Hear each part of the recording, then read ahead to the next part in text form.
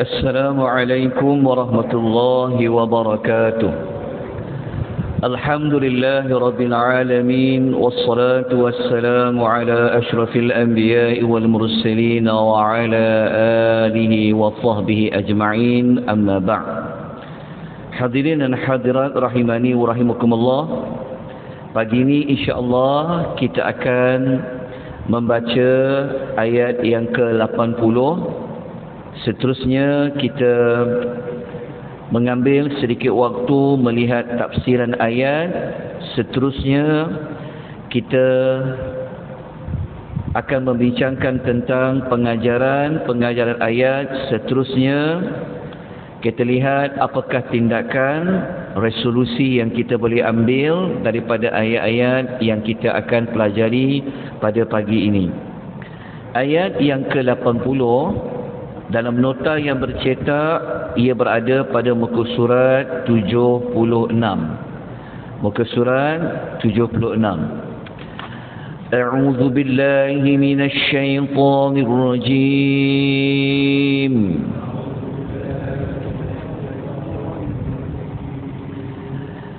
الذي جعل لكم من الشجر الأخضر نارا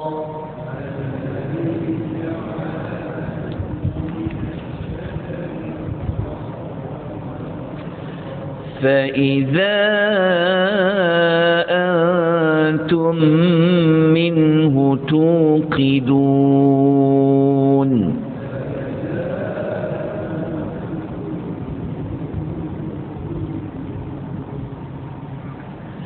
Alladhi bermaksud yang di situ adalah merujuk kepada Allah Subhanahu wa taala. Ja'ala lakum, telah menjadikan untuk kamu, minasyajaril akhdar, daripada pohon-pohon hijau. Daripada pohon-pohon hijau itu Allah jadikan untuk kamu, untuk manusia itu apa? Nara, iaitu api. Maknanya Allah nak memberitahu bahawa sumber api yang boleh diambil adalah daripada pohon-pohon hijau. Fa-iza antum minhu tuqidun, maka daripada api yang berhasil dari pohon hijau itu, maka kamu selalu gunakan untuk menyalakan api. Maknanya topik perbincangan ayat nombor 80 ini adalah tentang api yang digunakan sehari-harian yang berpunca daripada pohon hijau. Ayat yang ke-80 ini, jika kita hubung kait dengan ayat yang sebelumnya, iaitu ayat nombor 79, ayat 80 ini adalah jawapan yang kedua untuk membantah, untuk melawan siapa-siapa yang dia tidak percaya kalau tulang-tulang yang telah hancur itu Allah mampu untuk cantum semula dan Allah boleh hidupkan semula. Maka jawapan yang kedua adalah pada pohon hijau yang keluarkan api. Agak-agaknya tuan-tuan dapat tak perkaitan bukti nak hidupkan orang yang mati dengan pohon hijau yang keluarkan api? Kat mana perkaitan dia? Perkaitan dia, kalau kita rujuk dalam tafsir Al-Munir, Dr. Wabah Az-Zuhaili rahimahullah telah menjelaskan macam mana pohon hijau keluar api itu dijadikan bukti Allah boleh menghidupkan orang yang telah mati. Beliau mengatakan bahawa Allah lah yang memulakan menciptakan pohon hijau itu dari air hingga berubah menjadi pohon yang hijau. Kemudian Allah mengembalikan pohon itu menjadi kayu yang kering. Daripada kayu kering itu digunakan untuk menyalakan api. Ni kita sedia maklumlah. Maknanya Dr. Wahbah ni dia kata munasabahnya, dia kata macam ni. Pokok dia mesti tumbuh, dia mesti berasal daripada air. Tanpa air tak ada pokok yang boleh hidup. Jadi pohon yang daripada air akhirnya jadilah pohon hijau. Daripada pohon hijau maka orang gunakan untuk menyalakan api. Sebab orang dulu kita sedia maklum kan, kalau dia dapat api daripada apa? Dia gesek-gesekkan kayu tu kan. Dia gosok-gosok akhirnya keluar api. Mungkin ayat ni mungkin kita tak dapat feel dia sebab zaman kita sekarang dah tak macam dulu. Kalau tuan-tuan biasa orang dulu kan guna kayu api, terpaksa tiup kayu tu. Maknanya kita sedia maklum sumber api adalah daripada kayu. Kayu itu berasal daripada pohon yang hijau. Jadi Dr. Wahbah ni dia pun menerangkan lagi. Dia kata pohon yang hijau berasal dari air. Sedangkan air sifatnya basah. Dan air itu menjadi lawan kepada api.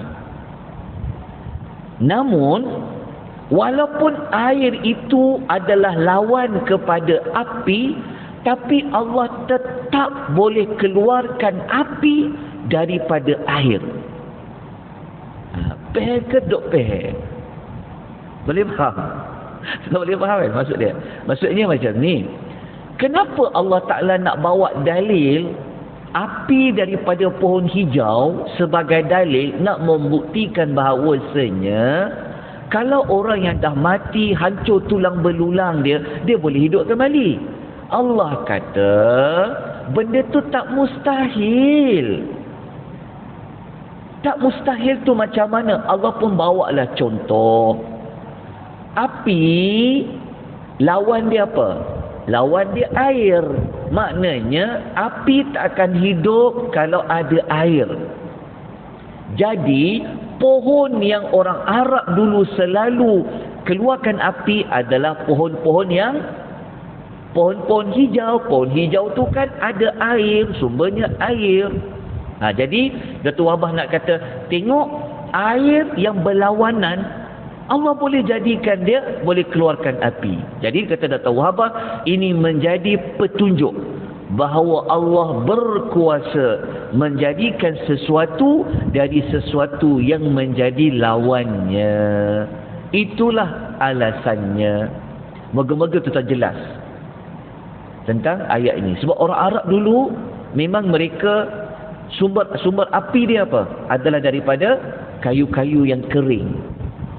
Mereka ada beberapa jenis pokok-pokok yang kalau nak dapatkan api, kayu kering. Hatta pun kita belajar arang pun boleh jadi daripada kayu. Ni kita dah masuk ilmu apa? Kalau yang sebelum ni Allah bawa kita cerita tentang ilmu biologi manusia.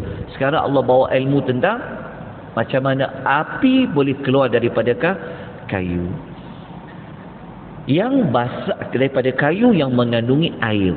So daripada ayat ini apa yang kita dapat belajar? Apa mesej yang kita dapat belajar dari Allah Azza wa Jalla? Nombor 1. Ayat ini sudah pasti menunjukkan kepada kita betapa kuasanya Allah ni boleh menjadikan sesuatu yang basah, sesuatu yang sejuk, mengeluarkan sesuatu yang kering dan dia panas. Iaitu apa? Iaitu api. Allah ni dia boleh buat pada fikiran manusia mustahil daripada air itu boleh keluar api. Allah boleh buat. Jadi hari ini kita belajar Allah mengagungkan dirinya, membesarkan dirinya tentang api yang selalu digunakan. Kemudian yang kedua, kita dapat belajar kenapa Allah kata api itu kau selalu menyalakan. Maknanya salah satu nikmat Allah, Allah menjadikan api daripada pohon yang hijau. Kalau orang-orang Arab dulu, mereka sangat memerlukan api. Betul tak tuan-tuan? Mereka gunakan menyala untuk apa? Untuk berjalan di waktu gelap. Mereka gunakan api untuk memasak makanan, minuman. Jadi salah satu nikmat Allah yang besar adalah daripada api. Adalah api yang berpunca daripada pohon yang hijau. Dalam ayat lain, ada dalam suratul Waqi'ah. Nanti ketika kita belajar suratul Waqi'ah, tuan-tuan akan jumpa sekali lagi Allah membuktikan, Allah gunakan dalil pohon yang boleh keluarkan api sebagai dalil boleh menghidupkan orang yang mati. Okey, kalau kita baca dalam suratul Waqi'ah, Allah bertanya kepada mereka, afara'aitumun nar allati turun. Allah kata, tidakkah kamu melihat api yang kamu nyalakan? Allah kata, cuba kamu perhatikan api yang telah kamu nyalakan tu, maksudnya dengan cara digesek-gesek api itu. Aantum ansha'tum syajarataha am nahnul munsyi'un? Allah kata, kamu ke yang tumbuhkan pokok kayu itu atau kami yang tumbuhkan pokok tu? Lepas tu Allah kata, nahnu ja'alnaha tadhkiratan wa mata'an lil muqwin. Lalu kami jadikan api daripada pohon kayu itu sebagai peringatan dan sebagai benda yang memberikan kesenangan kepada orang-orang yang bermusafir. Maknanya orang Arab dulu ni, mereka mengakui, mereka tak boleh tolak bahawasanya antara salah satu yang perlu dalam hidup mereka adalah api, yang satu-satunya sumber nak keluarkan api itu adalah daripada pohon kayu. Siapa yang hidupkan pohon tu? Jawapannya adalah Allah. Bagaimana pohon itu yang asal-asalnya tumbuh daripada air boleh keluarkan api? Jawapannya adalah Allah. Maka kalau mengakui maklumat itu, kenyataan itu, kenapa boleh jadi ragu-ragu Allah boleh menghidupkan kembali orang yang sudah mati walaupun jasadnya hancur, tulangnya hancur? Okay. Ayat nombor 81. Allah Ta'ala mengemukakan bantahan yang ketiga. Allah jawab dengan jawapan yang ketiga. Tak cukup jawapan 1 ayat 79, tak cukup jawapan nombor 2, Allah bagi jawapan yang nombor 3. Ingat kalau kita belajar ayat sebelum ni kan, yang Allah kata Quran tu sifatnya apa? Sebagai apa? Quranun mubin. Masih ingat lagi ayat tentang syair tu? Yang Allah kata Quran ini adalah zikr, peringatan, dan Allah kata Quran ini adalah mubin. Wal Quranul mubin. Allah Ta'ala, Quran ni sifatnya, fungsinya salah satunya adalah untuk memberikan hujah. Maka salah satu hujahnya ada di dalam surah Yasin. Jadi jawapan nombor 3, Allah Ta'ala berfirman, A'udzu billahi minasy syaithanir rajim.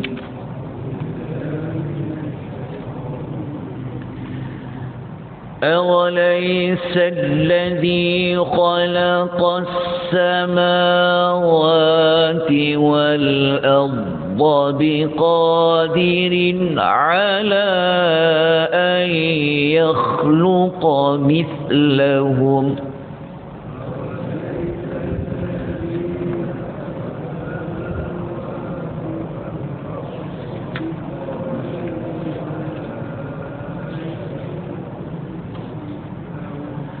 بلى وهو الخلاق العليم.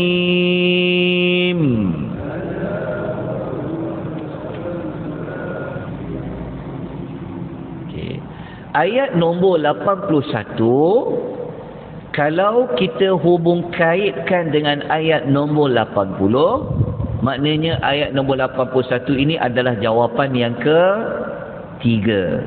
Okey, ayatnya Allah Ta'ala berfirman yang bermaksud, bukankah Tuhan yang telah menciptakan khalaqa, yang telah menciptakan as-samawati, iaitu langit yang 7, wal arda, dan juga bumi. Okey, ni dalil ketiga ni, bukti ketiga ni. Allah suruh manusia yang bantah, yang tak percaya boleh hidup semula tu, Allah minta mereka melihat, berfikir tentang kejadian langit dan juga bumi. Allah kata, bukankah Tuhan yang telah menciptakan langit dan bumi itu biqadir, berkuasa menciptakan semula manusia sebagaimana Allah menciptakan manusia itu pada mula-mula.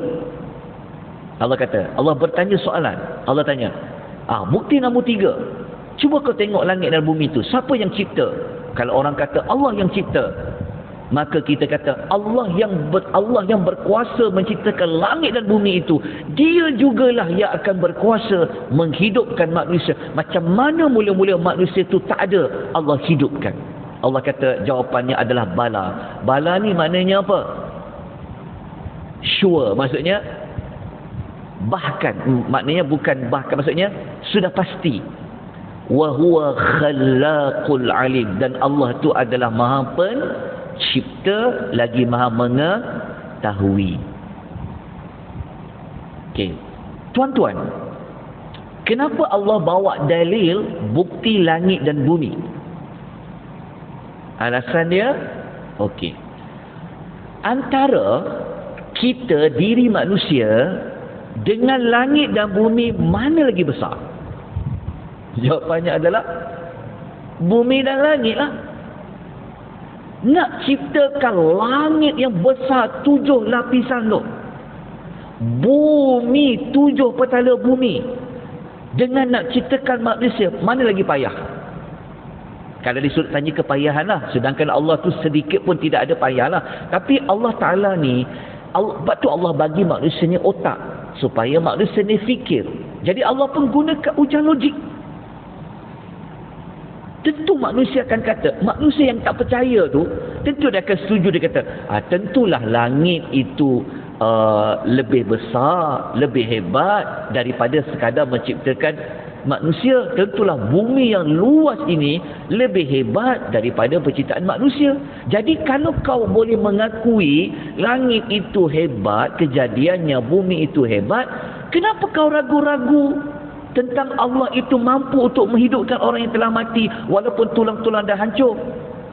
Tuhan yang sama yang ciptakan langit, yang ciptakan bumi itu, Tuhan yang sama ciptakan manusia. Okey, itu dah jelas, boleh faham tentang ayat itu. Jadi apa yang boleh kita belajar daripada ayat yang ke-81 ini? Seperti yang tidak boleh lari, tidak boleh tidak, kita mesti melihat sudut apa? Kekuasaan Allah yang sangat sempurna.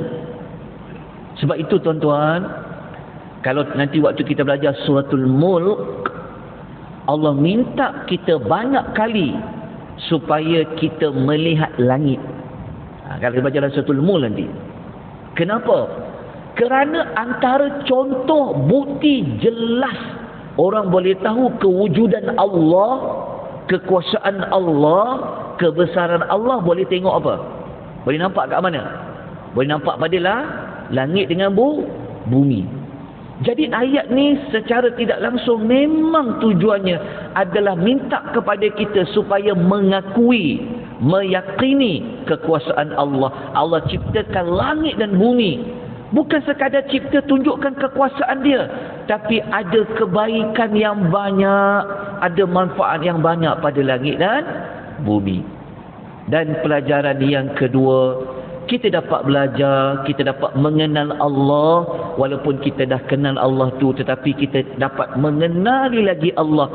Sesungguhnya Allah ini Dia menciptakan sifat menciptakan, perbuatan menciptakan ini adalah sifat Allah Subhanahu wa taala yang Allah miliki sejak dari awal dan selama-lamanya.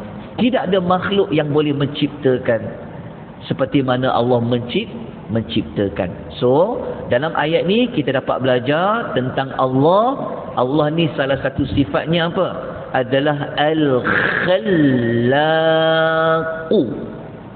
Tuan-tuan, nama Allah yang Maha Pencipta kadang-kadang dipanggil Al-Khaliqu, kadang-kadang disebut dengan Al-Khallaqu. Baik, kita terus kepada ayat yang ke-82. 82. Ini adalah jawapan terakhir, jawapan yang keempat untuk menghilangkan keraguan mana-mana manusia yang dia tak percaya Allah tu berkuasa. Maka jawapan yang keempat berada pada ayat yang ke-82. Kita akan tutup bacaan pengisian kita pada pagi ini dengan bacaan ayat yang ke-82. إنما أمره إذا أراد شيئا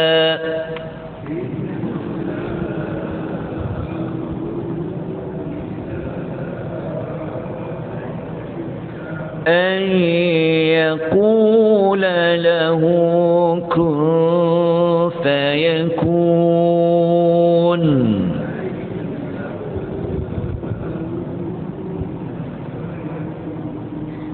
Okay. Ayat nombor 82 ini saya rasa tuan-tuan pun biasa dengar. Ini jawapan keempat. Jawapan keempat ni, kenapa Allah letak jawapan keempat ni, ayat 82 ni yang ke-82? Maksud saya adalah, kenapa Allah bawa bukti apa pertama? Bukti penciptaan manusia, pohon hijau keluar api, langit dan bumi, lepas tu baru Allah kaitkan. Allah Ta'ala ni, kalau dia nak sesuatu tu jadi, dia tak perlu susah-susah. Hanya dengan dia kata apa? Kun fayakun. Jadilah, maka ia akan jadi. Sebenarnya Allah tak perlu pun nak sampai gunakan kun fayakun tu pun pada hakikatnya. Tapi Allah nak bagi manusia ni faham. Maknanya, kenapa Allah bawa hujah 1, 2, 3, baru letak nombor 4 ni? Sebab manusia ni kan Allah beri dia akal. Betul tak? Allah bagi dia mata, Allah bagi dia telinga. Jadi gunakanlah sumber mata, sumber telinga untuk otak, untuk berfikir. Sebab tu Allah Ta'ala suruh manusia fikir dulu. Okey, fikirkan macam mana kejadian biologi manusia. Fikirkan api yang boleh dinyalakan daripada pohon yang basah, pohon hijau. Fikirkan, renungkan, tengok langit dan bumi. Baru Allah kata, tak mustahil Allah Ta'ala ni kalau dia hanya kata kun, fayakun. Okey, apa pelajaran yang boleh kita ambil pada tajuk ini? Boleh ambil sikit masa lagi tuan-tuan puan? Sikit, tapi saya ada lebih sikit lah ni. Minta payung sikit lah. Boleh? Tuan-tuan eh? Okey. Dan sebab nampak tuan-tuan bertambah gembira pada pagi ni, jadi kita tambah. Kita baca pengajaran pertama. Boleh sikit tuan-tuan ya? Okey, sikit lagi. Okey, pelajaran yang pertama kita dapat belajar seperti biasa kita kata, ayat-ayat ni memang tak boleh lari. Mesti fokusnya untuk melihat kekuasaan Allah Subhanahu wa taala. Allah ni kalau dia kata kun, fayakun. Nombor 2, kita dapat belajar di sini Allah itu bersifat berkehendak. Adanya sifat iradah bagi Allah Azza wa Jalla. Okey. Nombor 3, kita dapat belajar di sini Allah itu dia bersifat, maksudnya kita belajar dekat sini Allah ini dia mempunyai firman-Nya. Allah Ta'ala ni dia boleh berkata-kata. Seperti kalau dia kata kun Itu maknanya Allah tu berkata-kata. Nombor 4, kita boleh belajar di sini, apabila perintah Allah itu diarahkan kepada sesuatu, maka sesuatu itu pasti akan terjadi. Tak ada sesuatu yang Allah perintahkan, yang Allah arahkan, dia tidak akan terjadi.